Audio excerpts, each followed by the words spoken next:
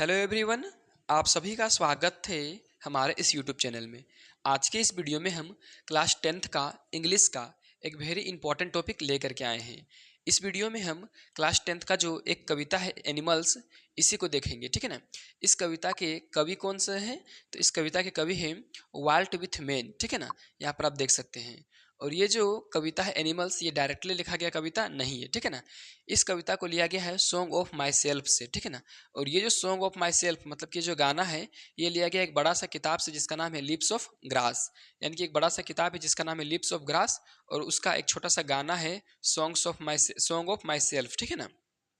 और ये song of my self से ही एक छोटा सा पार्ट लिया गया जिसका नाम है एनिमल्स, ठीक है। तो फिलहाल इस वीडियो को हम शुरू करते हैं और अच्छे तरीके से आपको समझाते हैं लाइन बाय लाइन और स्पेलिंग वर्ड मीनिंग के साथ सारा चीज़ का हिंदी, ठीक है ना। तो चलिए देरी न करते हुए इस वीडियो को हम शुरू करते हैं। तो चलिए क्या लिखा हुआ है, सबसे पहले यहाँ पर हम बिफोर यू रीड पढ़ेंगे, ठीक है ना। यानी कि पढ़ने से पहले the poet tells us that he feels more at home with animals then humans whom he finds complicated and false, ठीक है ना। यहाँ पर जो कवि है वो क्या कहते हैं कि मुझे, यानी कि कवि कहते हैं कि मुझे किनके साथ रहना ज़्यादा पसंद है, तो हमें एनिमल्स के साथ रहना ज़्यादा पसंद है, ठीक है ना। ह्यूमंस यानी कि लोगों की अपेक्षा, ठीक है। तो यहाँ पर देखिए फील्स एट होम कहा गया है। फील्स एट होम का मतलब होता है सहजता के साथ रहना। तो कवि बोलते हैं हमको एनिमल्स के साथ फील्स एंड होम फीलिंग होता है, ठीक है ना। और ह्यूमंस के साथ ऐसा फील नहीं होता है। खास करके कौन सा लोग, तो whom he finds complicated and false, ठीक है ना। वैसे लोग जो कि काफ़ी ज़्यादा कॉम्प्लिकेटेड होते हैं, ठीक है ना। झूठा होते हैं, फॉल्स झूठा होते हैं, एक तरह से गलत व्यवहार वाले होते हैं, ठीक है ना। दूसरे को देखने वाले होते हैं, अपने आप समझने वाले नहीं होते हैं, मतलब एक तरह से बुरा होते हैं, ठीक है। तो उन लोगों की अपेक्षा एनिमल्स के साथ रहना हमको ज़्यादा पसंद है, ठीक है ना। ज़्यादा इनको अच्छा लगता है। अब चलिए यहाँ पर हम कविता को शुरू करते हैं।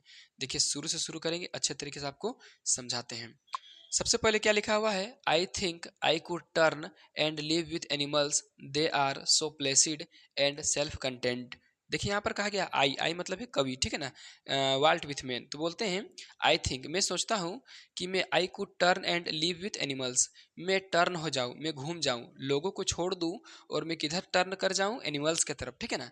क्यों? क्योंकि they are so placid and self content. जो जानवर होते हैं वो प्लेसिड होते हैं। प्लेसिड का मतलब होता है काम करने वाला, ठीक है ना, शांत रहने वाला, किसी को बुराई नहीं करने वाला और अच्छा, ठीक है। एक तरह से सब मिला जुला कर अच्छा बोल सकते हैं, ठीक है।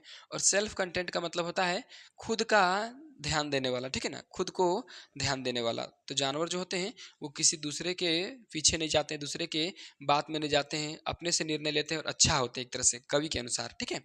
चलिए यहाँ फिर क्या कहा गया, I stand and look at them long and long, मैं खड़ा होकर जानवरों को देखता ही रहूंगा और देखता ही रहूंगा। अब देखिए इसके बाद यहाँ पर पूरा कविता में 6 बात बताया गया है जो कवि को बहुत ज़्यादा अच्छा लगता है और इसी के कारण कवि जानवरों के साथ रहना पसंद करते हैं, ठीक है ना।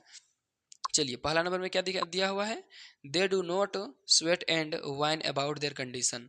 देखिए यहाँ पर सारा लाइन में 6 लाइन में यहाँ पर जानवरों का विशेषता बताया गया है। तो पहला विशेषता है they do not sweat. Sweat का मतलब होता है वर्क हार्ड, ठीक है ना। और वाइन का मतलब होता है शिकायत करना, यानी कि कंप्लेन करना।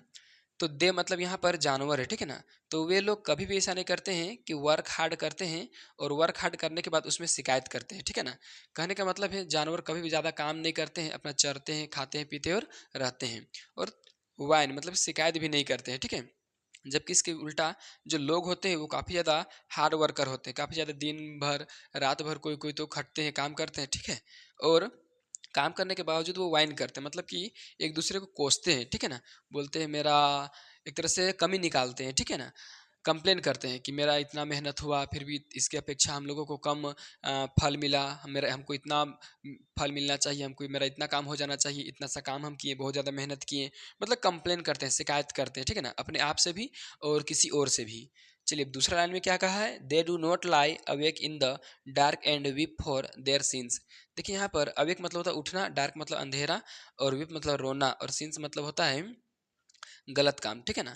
तो देखिए जानवर लोग देर मतलब जानवर लोग, तो जानवर लोग कभी ऐसा नहीं करते हैं कि दिन भर जागते हैं, ठीक है ना, अवेक रहते हैं दिन भर और रात में सो करके रोते हैं अपने गलतियों को समझकर, गलतियों को सोचकर, गलतियों को याद करके, ठीक है ना।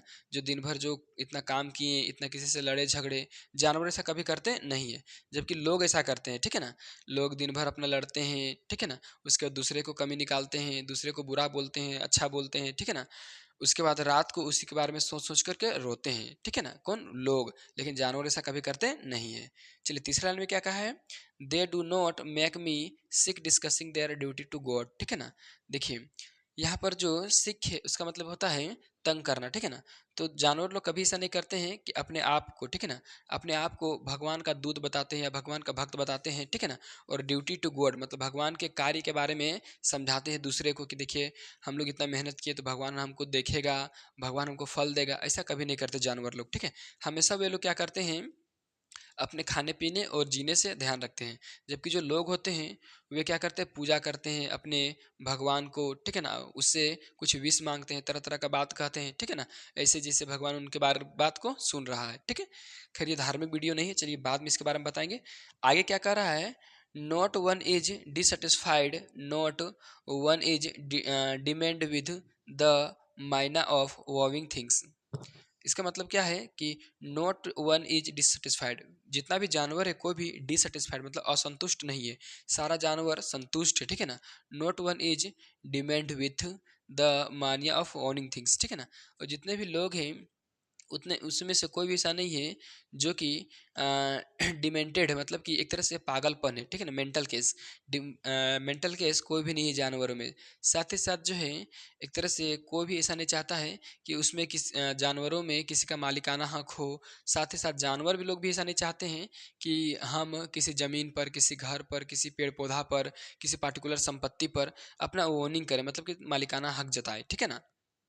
चलिए, ये तो हो गया कितना लाइन, ये हुआ पहला लाइन, ये हुआ दूसरा लाइन, ये तीसरा लाइन, ये चौथा लाइन, ठीक है ना। पांचवा लाइन में क्या कहता है, not one is to another nor to his kind that lived thousands of years ago, ठीक है ना। कभी भी जो जानवर होते हैं वो अनदर, ठीक है ना, दूसरे को कभी पूजा नहीं करते, ठीक है ना। चाहे वो उसका जो पूर्वज है, हजारों साल का, लाखों साल का जो पूर्वज है, उसका भी पूजा नहीं करते जानवर लोग। जबकि अगर बात किया जाए लोगों का, ठीक है ना, आदमियों का, मनुष्यों का, तो वो काफ़ी ज़्यादा पूजा पाठ में ध्यान देते हैं अपने पूर्वजों को लेकर। पूर्वजों का फोटो लगाएंगे, तरह तरह के समय में, तरह तरह के साल भर के बहुत सारे ऐसा दिन होता है जिसमें वे लोग अपने पूर्वजों का पूजा करते हैं, उनके ऊपर में भोजन चढ़ाते हैं, ठीक है ना। उनको ऐसा लगता है कि वो खा जाएंगे, ठीक है। और भी बहुत सारा बात है, तो ऐसे जानवर लोग कभी करते नहीं है। चलिए लास्ट लाइन देखते हैं यहाँ पर क्या कहा गया है कि नॉट वन इज रिस्पेक्टेबल और unhappy over the whole earth. पूरे पृथ्वी में कोई ऐसा नहीं है जो कि ज़्यादा रिस्पेक्टेबल है, कोई दुखी है, मतलब कोई भी ज़्यादा रिस्पेक्टेबल मतलब कम सम्मान वाला, कोई ज़्यादा सम्मान वाला, ठीक है ना, कोई वैल्यू वाला ज़्यादा, कोई कम वैल्यू वाला, ऐसा नहीं है। और ना ही कोई अनहैप्पी है, मतलब कि दुखी है पूरे पृथ्वी में, ठीक है ना। सब कुछ सुखी है, सब कुछ शांति है, सब कुछ अच्छा है, ठीक है। तो ये रहा लास्ट लाइन इस कविता का, जो कि 6 बात बताया गया था। अब आगे क्या कह रहा है, so they show their relations to me and I accept them. इस तरह की चीज़ों को मैं देखता हूँ जानवरों में और उसको एक्सेप्ट करता हूँ, इसको अपने आप में समझता हूँ और एक्सेप्ट करता हूँ कि हाँ ऐसा होना चाहिए, ठीक है।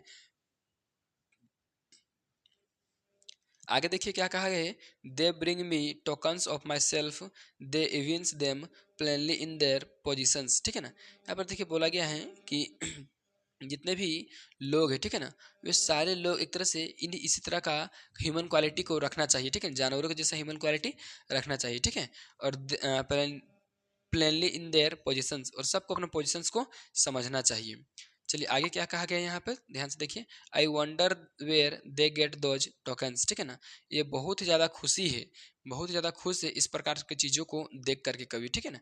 Did I pass that way huge times एगो एंड नेग्लिजेंटली ड्रॉप देम। तो यहाँ पर बोलते हैं कि जो कवि मतलब कवि बोलते हैं कि जानवर जो है उन लोगों के पास ऐसा गुणधर्म आखिर आया कहाँ से, ठीक है ना। I wonder where they get those tokens, मतलब इस तरह का जो टोकन्स है, इस तरह का जो गुण है जानवरों के पास कहाँ से आया, ठीक है ना। कहाँ से आखिर इन लोगों को ये गुण मिला, इस तरह का अच्छा गुण। तो फिर बोलते हैं कि डिड आई पास, हो सकता है कभी हम कहीं से गुजर रहे होंगे। आई मतलब यहाँ पर कवि और कवि मतलब पूरा मनुष्य, ठीक है ना। तो कभी हम गुजर रहे होंगे, हो सकता है उसी टाइम हम लोग का जो गुण है इस प्रकार का अच्छा गुण पहले मानव के पास हुआ करता था, जो कि छूट गया होगा या कहीं गिर गया होगा, ठीक है ना। नेग्लिजेंटली ड्रॉप देम, कहीं पर गिर गया होगा और उसी गिरे हुए गुण को इन लोगों ने अपने आप को में एक्सेप्ट किया और उसको समझ करके हम लोगों का गुण, मानव का गुण को मानने लगे, ठीक है ना। और आज कहीं ना कहीं मानव से अच्छा हो गए हैं, ठीक है। इस प्रकार से ये जो चैप्टर है वो खत्म होता है। तो चलिए अब कवि के बारे में कुछ जान लेते हैं, ठीक है ना। देखिए कवि है वाल्ट विथमैन, ठीक है, ये सबसे आपको बताया जा चुका है। चलिए इनका जो बोर्न हुआ था जन्म वो 1819 में हुआ था और इनका जो डेथ हुआ था वो 1892 में हुआ था, ठीक है ना। ये एक अमेरिकन पोएट है, ठीक है, जो कि बहुत ही अच्छा पोएट्री लिखा करते हैं, ठीक है। साथ साथ आपको ये भी याद रखना है कि ये जो पोएट है वाल्ट विथमैन, ये फ्री वर्स में कोई भी चीज़ की, खास करके पोएम को फ्री वर्स में लिखा करते हैं। फ्री वर्स का मतलब होता है जिसमें कोई भी राइमिंग स्कीम नहीं है, ठीक है ना। साथ ही साथ यहाँ पर यह भी बोला गया है कि he was nonconformist in all respect including his social life. और ये जो वाल्ट विथमैन है ये काफ़ी ज़्यादा सामाजिक जीवन से जुड़े हुए व्यक्ति थे, जो कि समाज के बारे में बहुत ऐसा कविता लिखे, ठीक है। तो इस वीडियो में बस इतना ही। अगर आपको वीडियो अच्छा लगा है तो जल्दी से वीडियो को लाइक कीजिए, चैनल को सब्सक्राइब कीजिए और दोस्तों के साथ शेयर कीजिए।